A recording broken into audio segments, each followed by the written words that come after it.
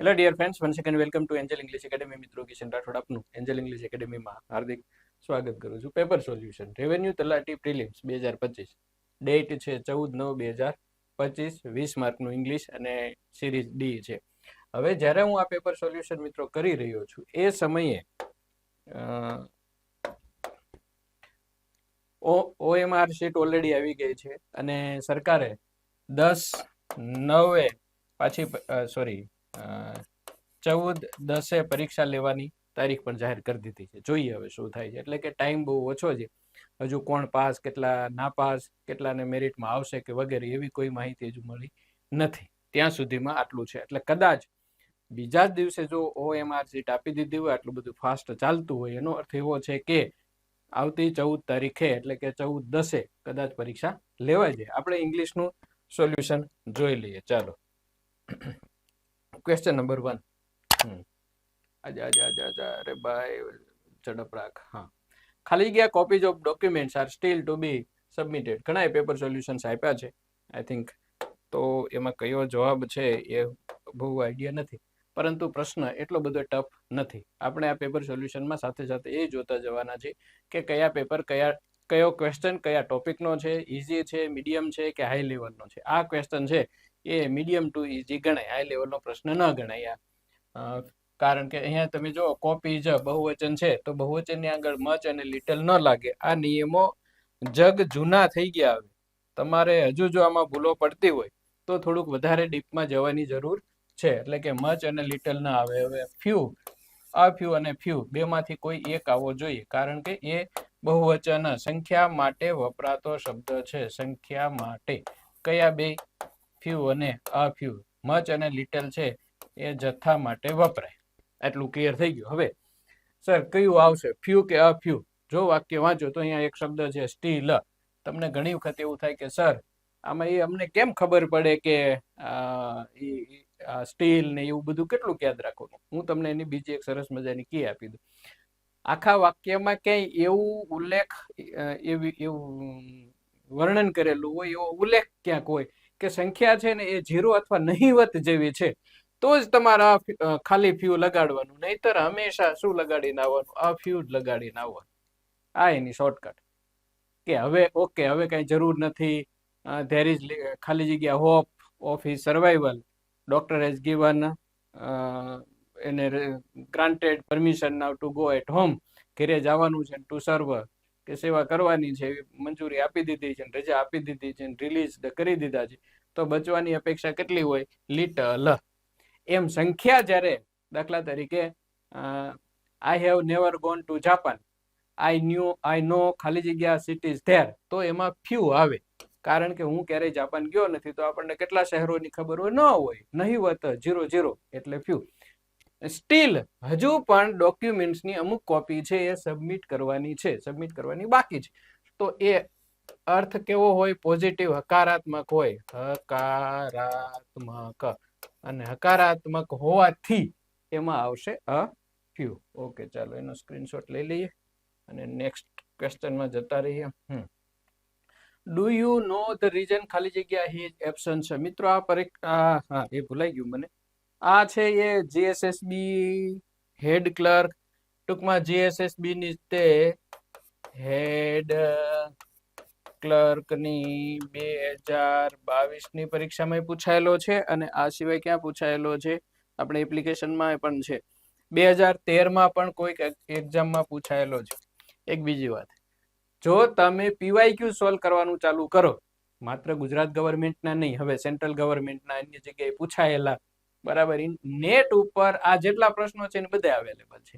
કોઈક 2012માં પૂછાયેલો, 13માં પૂછાયેલો, અલગ પરીક્ષામાં પૂછાયેલો, કોઈક એમબીબીએમાં પૂછાયેલો છે, કોઈક એસએસસી સીજીએલમાં પૂછાયેલો છે, એમટીએસમાં પૂછાયેલો. ટૂંકમાં કોઈક બેન્કિંગમાં પૂછાયેલો છે. આ એકેય પ્રશ્ન એવો નથી કે નવો બનાવેલો હોય, વિથ સમ ચેન્જીસ. તો આ હેડ ક્લાર્ક 2022ની પરીક્ષામાં પૂછાયેલો છે, ત્યારે પણ મેં સોલ્યુશન આપેલું છે. આ ઉપરાંત બીજી વાત એ છે કે કારણ, જ્યાં જ્યાં કોઝ છે, રીઝન છે, REASON, રીઝન, અથવા CAUS એ બતાવવાનું કામ છે ને એ ફોર નામનું પ્રિપોઝિશન કરે છે રીઝન. ઓન છે એ સ્થિતિ બતાવે છે, સ્થિતિ, કન્ડિશન, સ્થિતિ, સિચ્યુએશન, સ્થિતિ. ઇન છે એ અંદરની સાઈડમાં હોય એ બધું. અને ઓફ છે ને આમ લાગે અહીંયા એવું કે do you know the reason of his, અને ગુજરાતી કરો તો એવું સેટ બેસે, શું તમને એની ગેરહાજરીનું કારણ ખબર છે? નહીં. અહીંયા આવશે શું? ઓફ નહીં આવે, અહીંયા આવશે ફોર. આના માટે નથી વપરાતું, રીઝન માટે. ઓફ કોના માટે વપરાય છે? દાખલા તરીકે the colour of this pen, COLO, colour of this pen. અહીંયા છે ને આ સંબંધ છે, કન્સર્ન છે. તો આવો સંબંધ બતાવવાનો હોય, કન્સર્ન બતાવવાનો હોય ત્યારે ઓફ નો યુઝ થાય છે. Clear? So here correct answer is 4. Next one આને મૂકી દઈએ. He caught dengue, ખાલી જગ્યા he was working on a construction site. આ તો સિમ્પલ છે મિત્રો, કઈ અઘરો પ્રશ્ન ન કહેવાય. he caught dengue અને ડેન્ગ્યુ થઈ ગયો, ખાલી જગ્યા જ્યારે he was working on a construction site. અહીંયા બે વાક્યો છે, એક છે આ he caught dengue અને બીજું છે he was working. તો 1+1 જ્યારે બે વાક્યોને જોડવાનું વાત આવે તો હંમેશા કંજંક્શન જ કામ કરે. હા, તો આમાં ડ્યુરિંગ કંજક્શન નથી, બાય ધ ટાઈમ કંજક્શન નથી, એઝ સુન એઝ અને વાઇલ બે કંજક્શન છે. એટલે આ એ અને બી ટૂંકમાં ડ્યુરિંગ અને બાય ધ ટાઈમ તો ઉડી ગયા. હવે એઝ સુન એઝ એટલે જેવા કે તરત જ. As soon as sir asked a question, many students gave reply. As soon as sir uploaded a video, many students replied અથવા commented on it. ઓકે, તો એ અર્થમાં હોય તો જ્યારે એક ક્રિયા કરીને તરત જ બીજી હોય તો વાઇલ સાવ સરળ છે. આને ઈઝીમાં ગણાય, મીડિયમ લેવલ પણ નહીં, ઈઝી. એક ક્રિયા ચાલુ હોય એ સમય દરમિયાન બીજી કોઈ ક્રિયા થઈ જાય ત્યારે હંમેશા વાઇલ વપરાય. He fell down while he was driving a bike અથવા while he was riding a bicycle. Cycle ચલાવતો ત્યારે પડી ગયો. Sir called, somebody called me while I was shooting અથવા I was just explaining to students while. Simple છે. ચાલો next. 4. The kids performed ખાલી જગ્યા before a large audience. Medium level છે, ટફ તો ન કહેવાય, કારણ કે પરફોર્મડ બાળકોએ પરફોર્મન્સ કર્યું, આપ્યું. આ વર્બ છે અને વર્બના અર્થમાં વધારો કરતું હંમેશા શું હોય? એડવર્બ હોય. હવે ઇન્થ્યુઝિયાઝમ આ નાઉન છે, ઇન્થ્યુઝિયાસ્ટિક આ એડજેક્ટિવ છે, ઇન્થ્યુઝિયાસ્ટિકલી આ એડવર્બ છે, ઇન્થ્યુએજ તો એડવર્બ છે. ઇન્થ્યુઝિયાસ્ટિકલી ઉત્સાહપૂર્વક, ઇન્થ્યુઝિયાસ્ટિકલી. અને એને ટફ કરવા માટે શું કરી શકાય ખબર છે? અહીંયા CALLY છે, CALY કરી શક્યા હોત, COLY કરી શક્યા હોત તો આ થોડું ટફ બની જાત. પરંતુ એડવર્બ પસંદ કરવાનું છે. બાળકોએ વિશાળ ઓડિયન્સની સામે ઉત્સાહપૂર્વક પરફોર્મ કર્યું, જે કંઈ પરફોર્મ કરવાનું હશે એની વાત છે. So that is the correct answer. My college is farther than ખાલી જગ્યા. આ સિમ્પલમાં ગણાય, આને ટફમાં ન ગણાય. યુ આવો શબ્દ નથી, એમાં ટાઈપ મિસ્ટેક કરી નાખીએ છીએ. હર્સ અને HER એપોસ્ટ્રોફી S અને C. ઓકે, સો જો જ્યારે માય કોલેજ આગળ કોઈ પણ શબ્દ આવો માય, અવર, હીઝ વગેરે આપેલું છે, પાછળ નામ છે. My handwriting, Har handwriting, Har look, Har money, તેનું પરફોર્મન્સ તો હિઝ પરફોર્મન્સ, તેઓનો દેશ, ધેર કન્ટ્રી અથવા આપણો દેશ, અવર કન્ટ્રી ઘણી વખત પૂછાયેલું છે. અને પાછળ ખાલી જગ્યા જ્યારે આવે ત્યારે હંમેશા આવા શબ્દો પસંદ કરવાના. Mine, hours, yours, hers, his. હવે શું યોર્સ આવી ગયું? હા, mine, hours, yours, hers, his અને ધેર્સ. આનો મતલબ, માઇન નો મતલબ થાય છે માય પ્લસ નામ, અવર્સ નો મતલબ થાય છે અવર પ્લસ નામ, યોર્સ નો મતલબ થાય છે યોર પ્લસ નામ, હર્ષ નો મતલબ થાય છે હર પ્લસ નામ, હીઝ નો મતલબ થાય છે હીઝ પ્લસ નામ, અને ધેર્સ નો મતલબ થાય છે ધેર પ્લસ નામ. ઓકે, તો અહીંયા છે તેણીની કોલેજ, મારી કોલેજ તેણીની કોલેજ કરતા વધારે દૂર છે, એટલે હર્ષ શું આવશે અહીંયા? હર્ષ મતલબ હર કોલેજ. પર્સનલ પ્રોનાઉન નો પ્રશ્ન છે, સિમ્પલ છે, ટફ નથી. Okay, select the correct meaning of the go off at tangent. આ પૂછાયેલો છે, પરંતુ ગુજરાત ગવર્મેન્ટમાં ક્યાંય મારા ધ્યાનમાં આવેલો નથી. ના છે, હા, 2023માં જીપીએસસી ડીવાયએસઓ મામલતદારમાં પૂછાયેલો છે. ક્યારે? 2023 જીપીએસસી ડીવાયએસઓ મામલતદારમાં પૂછાયેલો આ પ્રશ્ન છે, અને બેઠો પાછો રિપીટ કર્યો છે, એટલે ઘણા પ્રશ્નો રિપીટ થાય છે. બરાબર, ખાસ તો આ જોવાનું. પછી જે એક્ટિવ, પેસિવ, ડાયરેક્ટ, ઇનડાયરેક્ટ ને ડિગ્રી, એમાં કઈ રિપીટ થવાની જરૂર નથી. એ પ્રશ્નોની અંદર નિયમો લાગુ પડતા હોય છે. તો ગો ઓફ ટેન્જન્ટ નો મતલબ થાય છે અચાનક રસ્તો બદલી લેવો. અચાનક આ શબ્દ છે ને, એ કોઈ ભૂમિતિનો શબ્દ છે, જીઓમેટ્રીનો છે, અને એમાંથી કંઈક લીધેલો છે. દાખલા તરીકે આવું કંઈક આપણે દોરીએ અને અહીંથી આમ લીટી આવતી હોય, આમ લીટી આવે, તો આ લીટી આની સાથે મળવાને બદલે સીધી વહી ગઈ, તો આ જે કર્વ છે. ઓકે, અહીંથી એને શું કર્યો? અહીંથી આ આમ જાય છે, તો આમ આની સાથે જવાને બદલે, એને કરવાને બદલે અહીંથી તરત જ રસ્તો છે એ શું કરી લીધો? ટર્ન કરી લીધો, વળાંક લઈ લીધો. મતલબ જે દિશામાં જતા હતા, અચાનક એને વળાંક લઈને બીજી દિશામાં જવાનું ચાલુ કરી દીધું. તો બીજી દિશામાં જવાનું ચાલુ કર્યું, મતલબ પ્રેઝ અધર્સ નહીં, પ્રેઝ હિમસેલ્ફ નહીં, સ્પીક ટ્રુથ વિધાઉટ ફિયર નહીં, change the subject immediately. D is the correct answer. શું? અચાનક તમે કે મેં વિષય જે હતા વાતચીત કરતા હતા એનો વિષય બદલી નાખ્યો, તો એના માટે નો વન વર્ડ સબસ્ટિટ્યુશન નો પ્રશ્ન હતો. બીજું આ લોકો એવું કર્યું કે વન વર્ડ સબસ્ટિટ્યુશન ના 3 પ્રશ્નો પૂછ્યા, ડાયરેક્ટ ઇનડાયરેક્ટ ના 2 પૂછ્યા, એક્ટિવ પેસિવ ના 2 પૂછ્યા. તો વન વર્ડ નો છે એક જ પૂછ્યો હોત તો બીજા 2 અન્ય પૂછી શકાય હોત. એક્ટિવ પેસિવ ના 2 પૂછ્યા એને બદલે એક જ પૂછવાનો હતો. એટલે મતલબ કે 1 2 3 4 પ્રશ્નો એવા પૂછાયેલા જે એકના એક ટોપિકના રિપીટમાં લીધા. એને બદલે શું કરી શકાય હોત? નવો ટોપિક જે ખરેખર કોર્સમાં છે એને એડ કરી શકાય હોત. ઓકે, ચાલો. Choose the synonym of lethargical. Antonym બહુ વખત પૂછાયેલું છે. લેથાર્જિકલ, લેથાર્જિક નો મતલબ થાય છે LAZY, આળસુ, કાઉચ પોટેટો, કઈ કરવાનું નહીં, એ પડ્યા રહેતા હોય, ઇનએક્ટિવ, નીરસ, ડિસઇન્ટરેસ્ટેડ,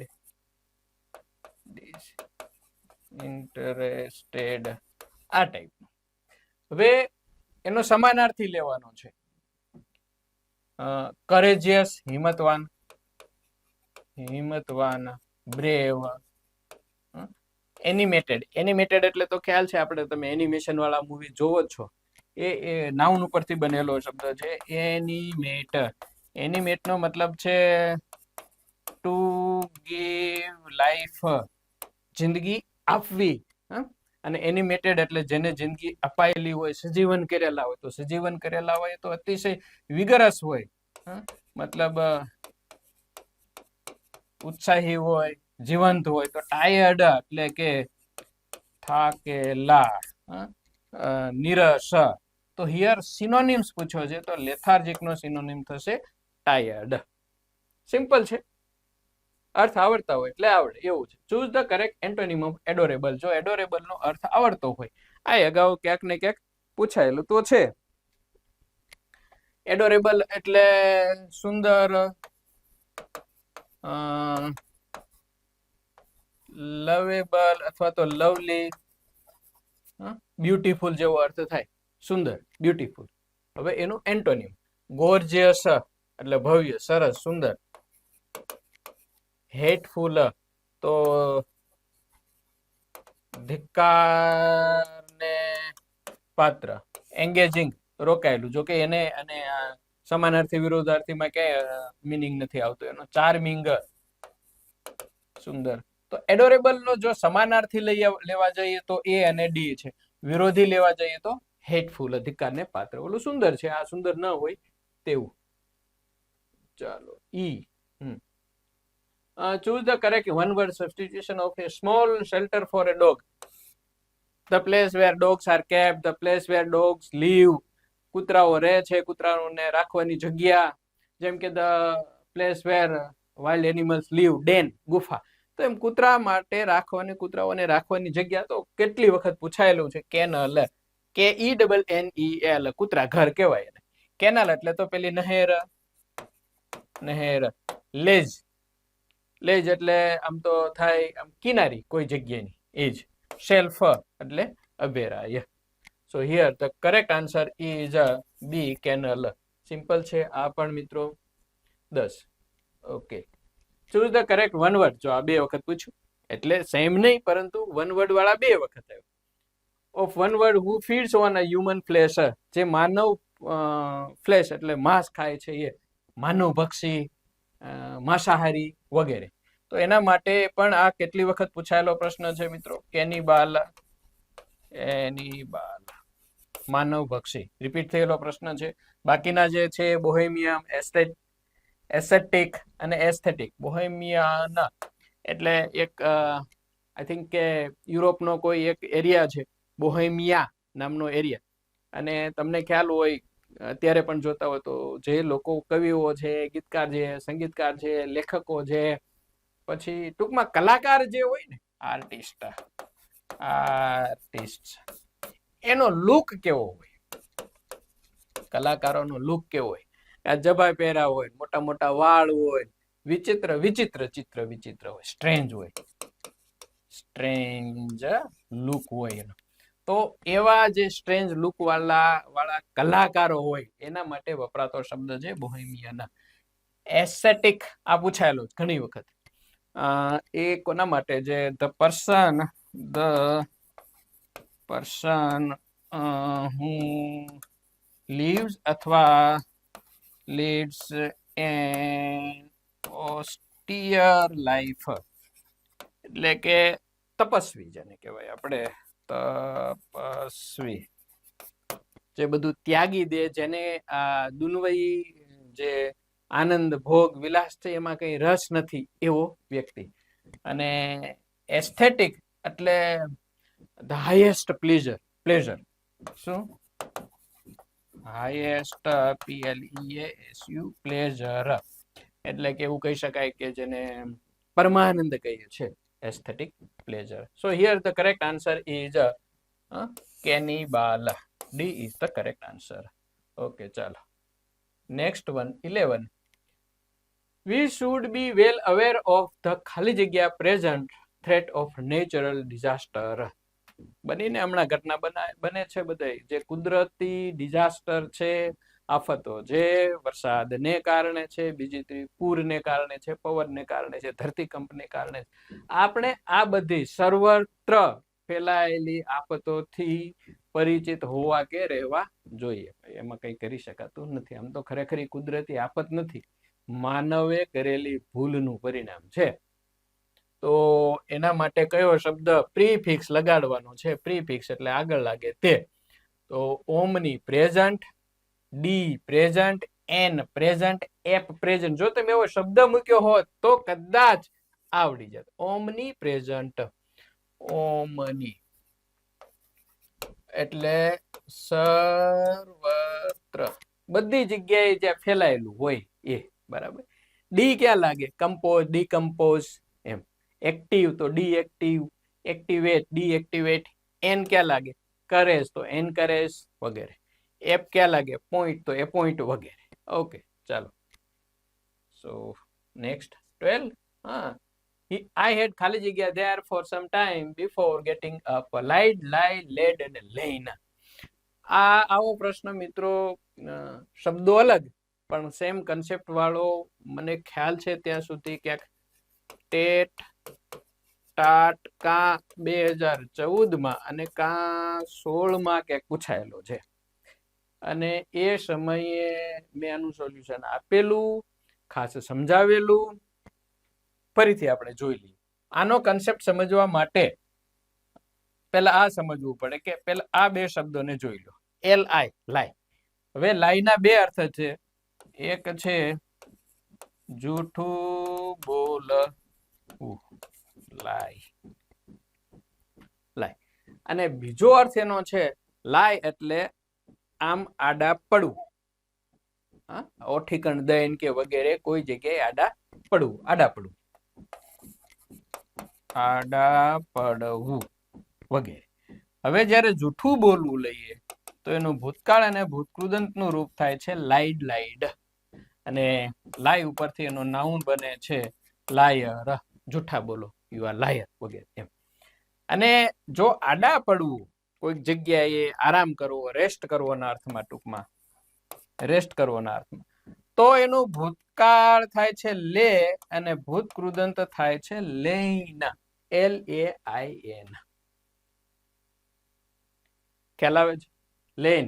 તો લે, લાઈ, લાઈડ, લાઈડ અને લાઈ, લે, લેન. આ અનિયમિત ક્રિયાપદ છે. પૂછાયેલું કઈ એક્ઝામ છે એમાં છે એ એક્ઝેક્ટ આઈડિયા નથી, પણ લખ્યું નથી ટૂંકમાં, ઇન શોર્ટ. પરંતુ આવેલું છે મને યાદ છે. એ આ લાઈની પ્રોસેસ પૂરી થઈ ગઈ. લાઈના બે અર્થ છે. જેમ તમને ખબર હોય તો બિયર નામનું ક્રિયાપદ છે, બિયર, BER. એનું ભૂતકાળનું રૂપ બોર થાય, BORE. અને ભૂતકૃદંતનું રૂપ બોર્ન, BORN અને BORNE. આ ઘણા વર્ષો સુધી પૂછેલું. બિયર, બોર, બોર્ન, જેમાં ઈ નથી એનો મતલબ થાય છે જન્મ, અને જન્મ થવો, જન્મ આપવો, એનું ત્રીજું રૂપ બિયર, બોર, બોર્ન. બિયર, બોર્ન, બોર, બોર્ન, એમાં જેમાં ઈ આવે પાછળ તો એમાં સહન કરવાના અર્થમાં આવે છે. આવું ઘણી વખત પૂછેલું છે. થોડોક ફેરફાર સાથેનું આ અન્ય ક્રિયાપદ છે લાઈ, લાઈડ, લાઈડ, જૂઠું બોલવું, ખોટું બોલવું, અને લાઈ, લે, લેન. તો અહીંયા આઈ હેડ શું આવે? Lain there before some time before getting up. ઉઠતા પહેલા કે ટૂંકમાં ચાલતા પહેલા, જતા પહેલા મેં થોડોક સમય માટે આરામ કર્યો કે હું આડો પડ્યો કે આડી પડી. ઓકે, હજુ એક ક્રિયાપદ જોઈ લો, લે. આ V1 પણ છે પાછું. આ V1 છે. લેનો મતલબ થાય છે અહીંથી લઈને હું કોઈક વસ્તુ અનેક જગ્યાએ મૂકું છું, લે. દાખલા, અને આ સિવાય ઈંડા મૂકે જે પક્ષી, એને પણ લે કર્યું કહેવાય, LAY. એનું ભૂતકાળનું રૂપ થાય છે લેડ, LAID. V2, V3, લે, લેડ, લેડ. એટલે LAY, લે નામનો જે શબ્દ છે, સ્પેલિંગ છે, ક્રિયાપદ છે, એ બની શકે કે એ કોનું ભૂતકાળ હોઈ શકે? LIE નું ભૂતકાળ હોઈ શકે અને મૂળ રૂપે હોઈ શકે. જેમ કે ફાઇન્ડ છે, ફાઇન્ડ એટલે શોધવું, એનું ભૂતકાળનું રૂપ ફાઉન્ડ, ફાઉન્ડ થાય, બરાબર. પરંતુ ફાઉન્ડ પોતે પણ એક વર્બ છે, સ્થાપના કરવી, ફાઉન્ડ, ફાઉન્ડેડ, ફાઉન્ડેડ.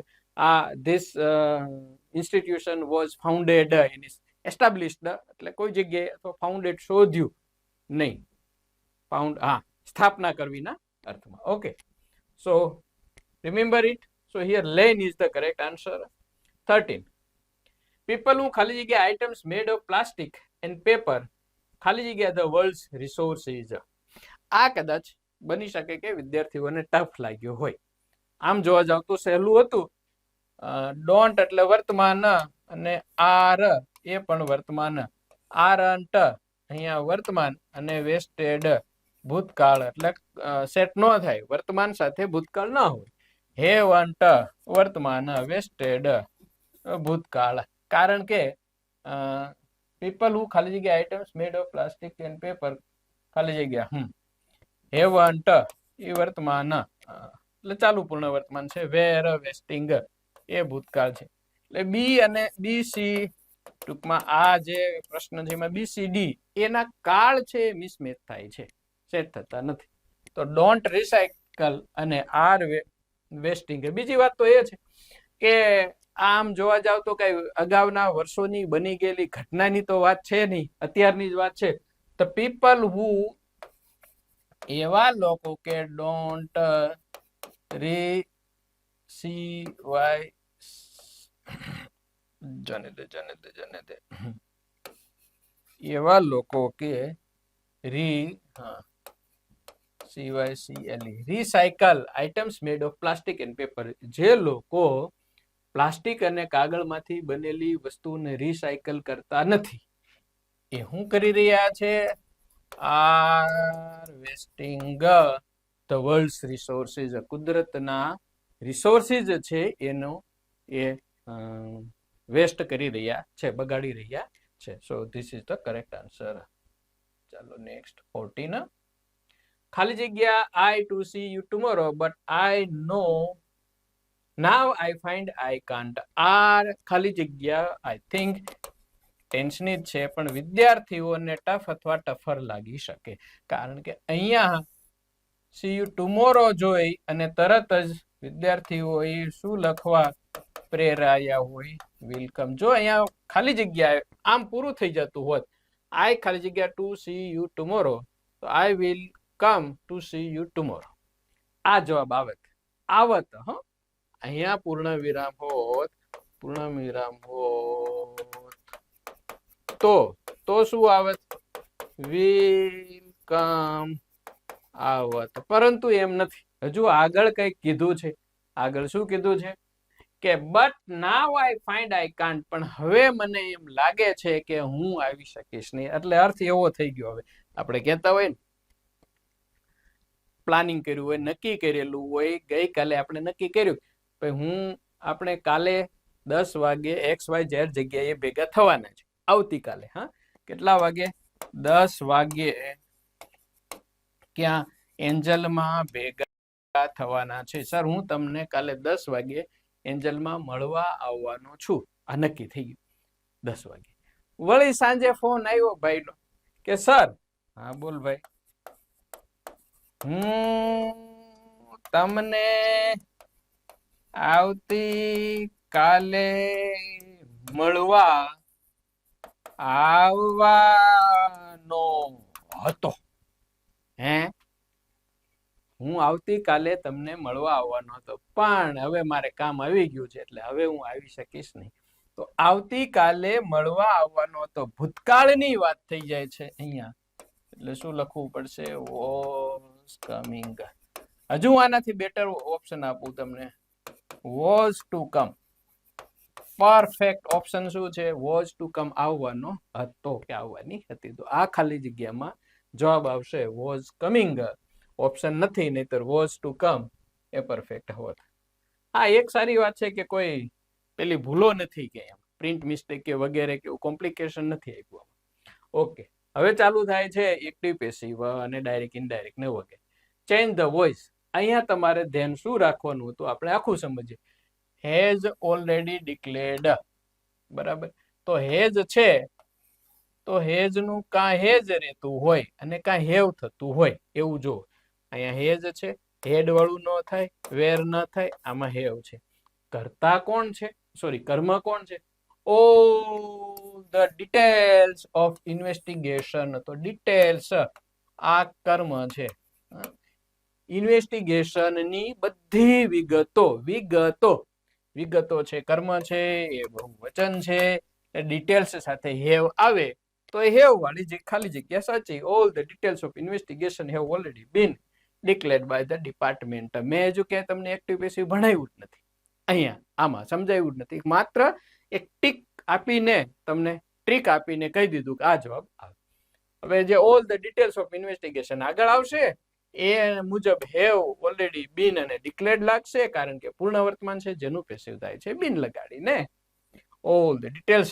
આ મિત્રો રિપીટ છે. એક્ટિવ પેસિવ ડાયરેક્ટ ઇનડાયરેક્ટ ના બધા પ્રશ્નો છે એ રિપીટ છે. વર્ડ ટુ વર્ડ ન ગણો તો પૂર્ણ વર્તમાન કાળ એક વચનનો કર્મ હોય ને બહુવચનનો કર્મ હોય એવું 18 વખત પૂછેલું છે. ઓકે, ચાલો clear. 16. I told her, who told her such things? આવી વસ્તુઓ તેણીને કોણે કીધી? Change the voice. વોઇસ બદલો. હવે જે વુ છે એનું બાય વૂમ થાય, એટલે એ અને ડી તો ગયા. બાય વૂમ એ આટલી વાત. પછી જ્યારે બાય વૂમ પછી હંમેશા હંમેશા 100%, હંમેશા શું આવે? સહાયક આવે, સહાયક આવે. અને સહાયક એટલે કાંઈ એમ હોઈ શકે, ઇઝ હોઈ શકે, આર હોઈ શકે, વોઝ હોઈ શકે, વેર હોઈ શકે, હેવ હોઈ શકે, હેઝ હોઈ શકે, હેડ હોઈ શકે, અને કોઈ પણ મોડલ્સ હોઈ શકે. એટલે આ એમ ઇઝ આર, વોઝ વેર આ ટુ બી નું રૂપ હોઈ શકે, હેવ ઇઝ ટુ હેવ નું મોડલ્સ હોઈ શકે. આ સિવાય કોઈ દિવસ એક નવો શબ્દ ન હોય, કારણ કે પ્રશ્ન વાક્ય છે એટલે જે કર્મને આગળ લીધું હોય એ કર્મનો કર્તા થયો હોય, પરંતુ સહાયક પહેલા લગાડવું પડે. તો આમાં હર અને સચ થિંગ્સ, આ પણ કર્મ છે, આને આગળ લઈને પેસિવ બની શકે, આ પણ કર્મ છે, એને આગળ લઈને. માની લો કે હરનું આપણે સી કરીએ છીએ તો આ ટોલ્ડ સાદો વર્તમાન કાળ છે, સોરી સાદો ભૂતકાળ છે, અને એના પેસિવમાં વોઝ વેર અને ત્રીજું રૂપ લાગે. આમાં વોઝ છે, by whom was she told such things is the correct answer. હવે બી માં અને સી માં તફાવત એટલો છે કે આમાં વોઝ પાછળ છે, જે ખરેખર આગળ આવવું જોઈએ. ક્લિયર? તો હુ થી બનેલા એક્ટિવ નું પેસિવ પણ રિપીટ છે, ઘણી વખત પૂછાયેલું છે. Okay, done. Next 17. He asked me, are you going to the musical evening tomorrow? Change the narration. એટલે કે ડાયરેક્ટ ના વાક્યને ઇનડાયરેક્ટ માં ફેરવવાનું છે. આ પણ સરળ છે મિત્રો. He asked me એટલે asked નું તો asked જ રહેશે, જે બધામાં હશે જ, એટલે એનાથી કઈ ખબર ન પડે. પરંતુ સાદું પ્રશ્ન છે એટલે વેધર લાગે, બધામાં વેધર છે એમાં ખબર ન પડે. ખાસ ઇનડાયરેક્ટમાં કૌંસમાં આપેલા વાક્યના પહેલા બે શબ્દો જોઈ લેવા. આર યુ, યુ એટલે મી, જેનું પાછું થઈ જાય આઈ, અને આર નું થઈ જાય વોઝ. તો આઈ વોઝ વાળું ક્યાં છે એ ગોતો. આમાં યુ આર વાળું છે, આઈ હેવ છે, આઈ હેડ છે, આઈ વોઝ વાળું. D is the correct answer. Direct indirect ના મારા વિડીયો જોઈ લો. કોઈ દિવસ એક પણ પ્રકારના વાક્યોમાં તમારે ડાયરેક્ટ ઇનડાયરેક્ટમાં ભૂલો નહીં પડે, એટલું બેસ્ટ વે એક્સપ્લેન કરેલું છે. He asked me, she asked me, C છે કે ઈ છે? સી હશે. અમારે આ ટાઈપિંગ વાળા એ લોચા માર્યા છે. She asked me whether I was going to the musical evening the next day. Simple. Tomorrow નું the next day. 18. He said to me, I expect you to attend my birthday party. ફરી પાછું પૂછું, આને બદલે એક જ પૂછીને બીજો કંઈક ટોપિક લીધો હોત તો. said to me એટલે ટોલ્ડ થાય તો બરાબર છે. I એટલે કોણ? આ એટલે હી, અને હી નું શું થઈ જાય? હી. આમાં આઈ નું સી નહીં થાય, આઈ નું હી થશે, અથવા હી પણ થઈ શકે, સી પણ થઈ શકે. આમાં શું છે? આ એટલે હું, આ એટલે પહેલો પુરુષ એટલે બોલનાર, બોલનાર એટલે હી, તો હી નો કરતા થયું હી. તો ધેટ પછી હી, ધેટ પછી હી, ધેટ પછી હી, ધેટ પછી હી. એક્સપેક્ટ એનું ભૂતકાળનું રૂપ ઈડી. તો આમાં હેડ એક્સપેક્ટેડ છે, આમાં એક્સપેક્ટેડ છે, આમાં એક્સપેક્ટ છે, અને આમાં એક્સપેક્ટેડ છે. તો આગળ વધવું પડશે, બેમાં છે એટલા માટે. I expect you to attend my birthday. મારો એટલે કોનો? મારો એટલે હી કે છે, તો હીને ધ્યાનમાં રાખીને માય બર્થડે નું થશે હિઝ બર્થડે. તો કઈ જગ્યાએ છે his birthday? He told me that he expected me to attend. નહીં. યુ એટલે તું, યુ એટલે તું એટલે મી, તો એનું થઈ ગયું પાછું me. Me to attend his birthday. B is the correct answer. ખબર પડી કે ન પડી? જો આઈ નું થયું શું? હી. તો પછી માય નું થાય હિઝ. યુ એટલે સાંભળનાર. સાંભળનાર કોણ છે? સાંભળનાર મી છે. તો યુ કર્મ છે, તો મી નું કર્મ શું થાય? મી નું કર્મ મી જ રે. ઓકે, તો he told me that he expected me to attend his birthday party. B is the correct answer. Okay, 19. Scoring in statistics subject is easy. Transform from affirmative to negative એટલે કે હકારમાંથી નકાર. આ પણ રિપીટ કન્સેપ્ટ છે મિત્રો, સાવ સરળ છે. અને આમાં ઈઝી અને ડિફિકલ્ટ વાળા જવાબ આપ્યા છે.